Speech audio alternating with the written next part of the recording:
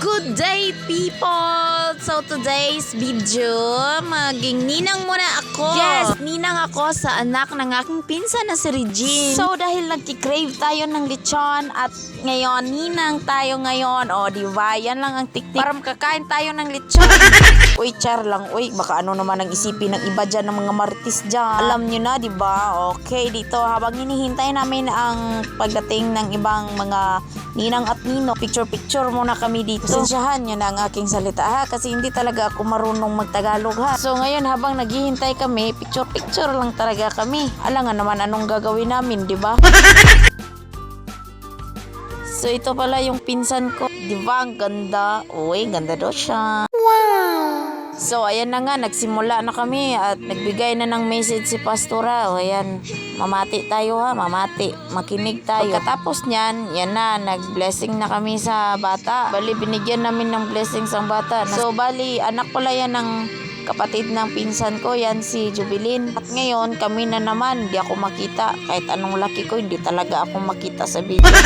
So, yan lang pala yung simpleng design nila at wow, naiibog na talaga ako sa lechon at saka dito nagpicture-picture na kami. Yan lang muna kami yung mga ninang na nagdating kasi yung ibang ninang kasi busy din sila sa kanilang buhay at hindi sila naka-attend sa binyag na kanilang inaanak. So, kami lang muna, solo muna namin makain yung lechon. May mangbash na naman dyan na sirok-sirok do kami ng lechon. Oy, siyempre, mahal ang baboy ngayon, no? Saan lang kami makakain ng lechon dito, oy? So, yan pala yung mga ninang ng kapatid ng pinsan ko na si Linlin.